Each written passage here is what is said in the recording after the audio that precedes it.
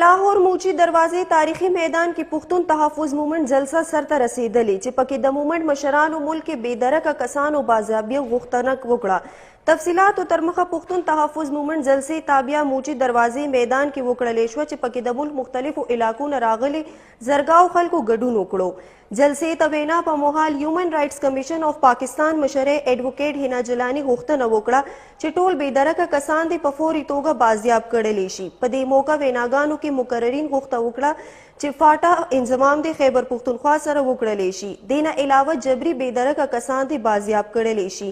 جلسې ته آمنا جنجوا، علي وزیر، محسن داور، فانوس گجر، حسن آغا، فضل خان، عصمت شاهجهان او منظور پشتین ویناګانې وکړې. پنجاب انتظامیه لخوا جلسې اجازت نه ورکولو نه باوجود د سکیورټي کلک انتظامات کړلی شوي وو او پنجاب پولیس 600 نه زیات اهلکاران ځای په ځای تعینات شوي وو.